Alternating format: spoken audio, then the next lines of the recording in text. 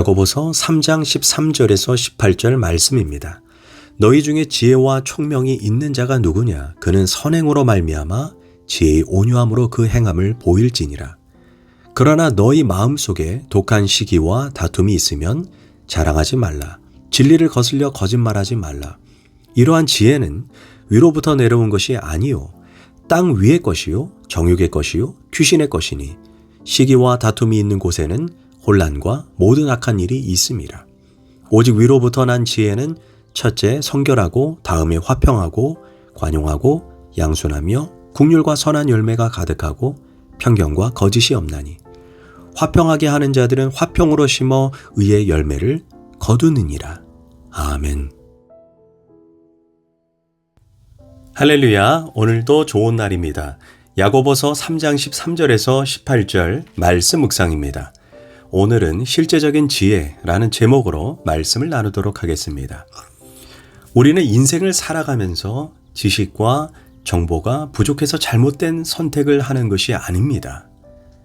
하나님이 주시는 지혜가 없기 때문에 인생을 낭비하고 허비하게 되는 것입니다.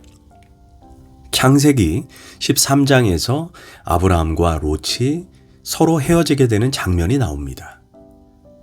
그때 아브라함이 롯에게 너가 우하면 내가 좌하겠다. 너가 좌하면 내가 우하겠다 라고 말합니다. 그때 약삭 빠르고 잔머리 잘 굴리는 롯이 먼저 요단 동편의 기름진 땅을 선택합니다. 그 이유가 마치 야훼의 동산같이 땅이 기름지고 물과 수풀이 우거졌기 때문이었습니다.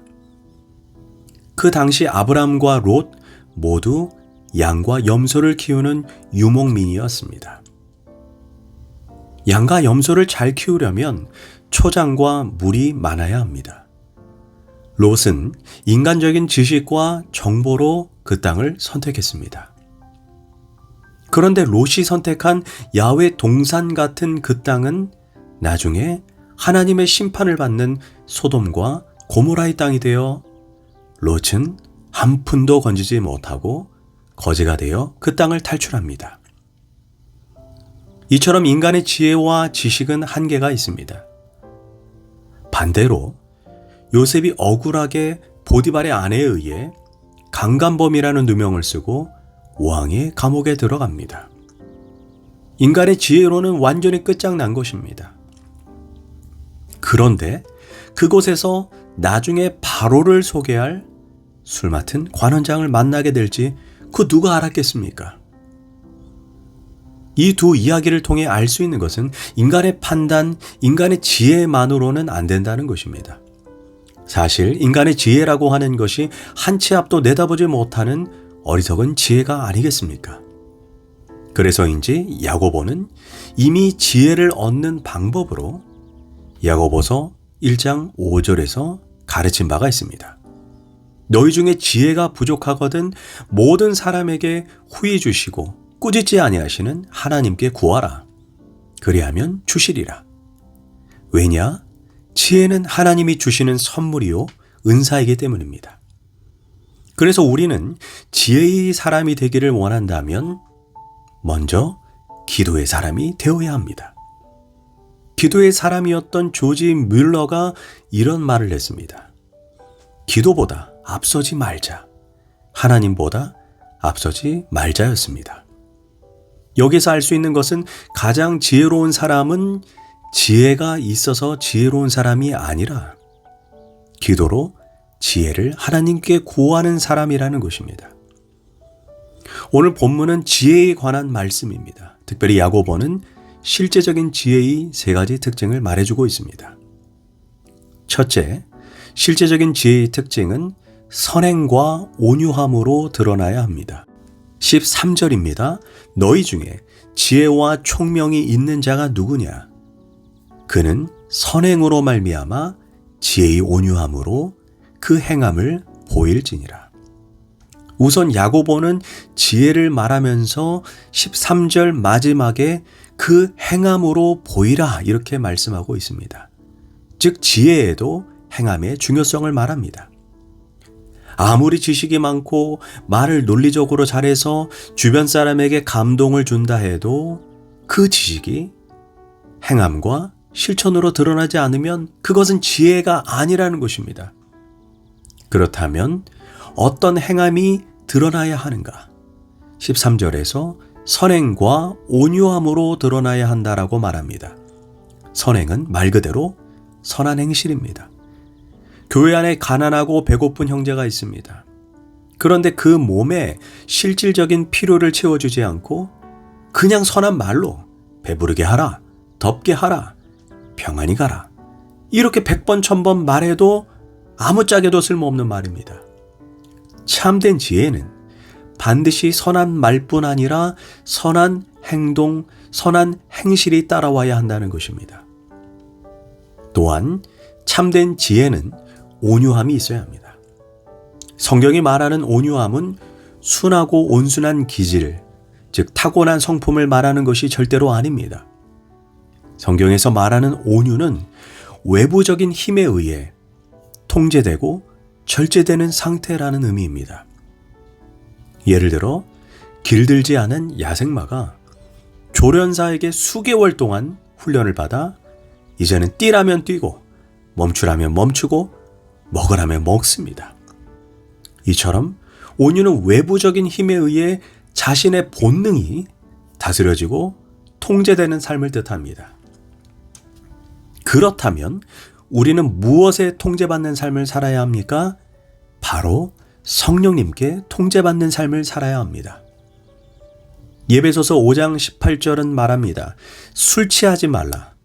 이는 방탕한 것이니 오직 성령의 충만함을 받으라.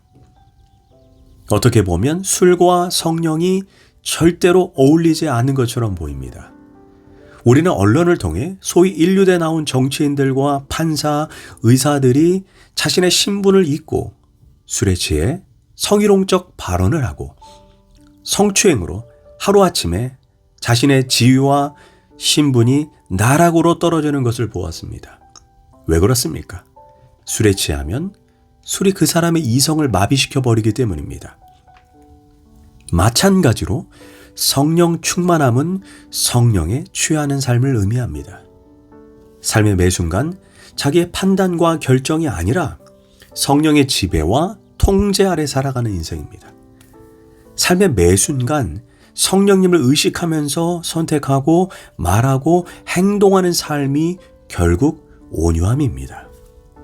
이처럼 참된 지혜는 반드시 선한 행실과 성령에 의해 통제되는 삶, 즉 온유함으로 드러나야 합니다. 둘째, 실제적인 지혜는 시기하거나 다투지 않습니다. 14절과 16절에서 반복해서 사용하는 단어가 있습니다. 바로 시기와 다툼입니다. 그 시기와 다툼은 위로부터 내려온 것이 아니요 땅의 것이요 정욕의 것이요 귀신의 것이라고 말합니다. 16절에 의하면 시기와 다툼이 있는 곳에는 혼란과 모든 악한 일이 있음이라 이렇게 말씀하고 있습니다. 즉 시기와 다툼 뒤에 쉽게 말해 마귀가 서 있다는 것입니다. 그래서 반드시 혼란과 모든 악한 일이 반드시 뒤따라온다. 이것을 잊지 말라는 것입니다. 미국의 유명한 설교자인 앤드류 워맥 목사님이 어느 날 텍사스의 대형 교회 부흥회를 인도하러 가게 되었습니다. 그런데 부흥회를 바로 앞에 두고 안타까운 소식을 듣게 됩니다. 중학교의 한 아이가 친구들과 장난하다가 실수로 총으로 자기의 머리에 쏘게 되고 그 아이가 결국은 중태에 빠졌고 죽었다는 안타까운 소식입니다. 앤드류 워맥 목사님은 부흥회 기간 동안 그 죽은 아이의 부모와 3일간 식사를 하게 됩니다. 그러면서 대화 중에 그 아이가 죽게 된 원인을 알게 되었습니다.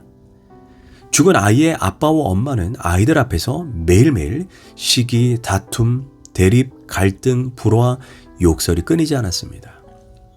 아이들은 그런 환경에 계속해서 노출되어 있었고 급기야 이혼 직전에 있었습니다. 그러던 어느 날 엄마는 첫째 아들에게 화가 나서 너 같은 녀석은 내 눈앞에 다시는 나타나지 마라! 이렇게 소리를 질렀습니다. 아이는 그런 상태로 학교에 가게 되고 무슨 일인지 그날 몇몇 아이와 함께 학교에서 정학을 당합니다. 정학당한 친구들과 함께 친구의 집에 놀러 가게 되고 거기에서 총을 발견하고 그것으로 장난하다가 자기 머리에 총을 쏜 것입니다. 이에 앤드류 워맥 목사님은 그 사건이 발생한 이유를 찾아냈습니다. 정답은 16절에 있었습니다. 16절, 시기와 다툼이 있는 곳에는 모든 혼란과 악한 일이 있음이라. 누군가와 내가 대립, 갈등, 다툼, 언쟁이 생기면 예배소서 4장 25절의 말씀처럼 해가 지기 전에 풀어야 합니다. 그러지 않으면 내 인생에 마귀가 판을 쳐서 모든 혼란과 모든 악한 일이 반드시 따라오게 되는 것입니다. 이 지혜는 내 인생에 시기와 다툼이 있다면 그것을 빨리 풀어 마귀에게 틈을 주지 않는 것이 바로 실제적인 지혜라고 하는 것을 잊지 말아야 합니다. 셋째, 실제적인 지혜의 특징은 화평케 하는 것입니다. 17절에서 참된 지혜에는 반드시 5가지 열매를 맺는다고 합니다. 첫째 열매가 성결입니다. 성결은 법적으로, 도덕적으로, 윤리적으로 흠이 없는 상태를 뜻합니다. 둘째는 화평입니다. 거짓 지혜는 상대방을 항상 경쟁 관계로 봅니다. 저 인간이 죽어야 내가 산다. 저 사람이 망해야 내가 흥한다. 이런 투쟁적 세계관은 마귀가 주는 지혜입니다. 반면 예수님께서 하나님과 우리 사이에 죄로 인해 어그러진 관계 속으로 들어와서 화목하게 하셨습니다. 고로 그분의 제자인 우리도 내가 속한 공동체에서 화목하게 하는 직분, 화평케 하는 직분을 감당해야 지혜를 가진 사람입니다. 셋째는 관용입니다. 관용은 상대방의 잘못과 실수를 너그럽게 품어주는 것입니다. 넷째는 양순입니다. 양순은 상대방의 의견이 자신과 다르다 할지라도 그 즉시 흥분하거나 반박하지 않고 끝까지 말을 들어주고 자신의 말을 차분하게 말할 수 있는 능력입니다. 다섯째, 국률과 선한 행동입니다. 참된 지혜는 국률한 마음으로만 끝나지 않고 반드시 선한 행동이 뒤따라와야 합니다. 결론적으로 5가지 열매는 한마디로 공동체에서 화평케 하는 사람, 화목케 하는 사람이 되라는 것입니다. 이 사람이 지혜로운 사람이요, 실제적인 지혜를 가진 사람이라는 것입니다. 기도하겠습니다. 하나님, 참된 지혜, 실제적인 지혜가 무엇인지 깨닫고 적용하고 반복해서 그것을 숙지해서 삶에 적용하는 성도가 되게 하소서. 예수님의 이름으로 기도합니다. 아멘.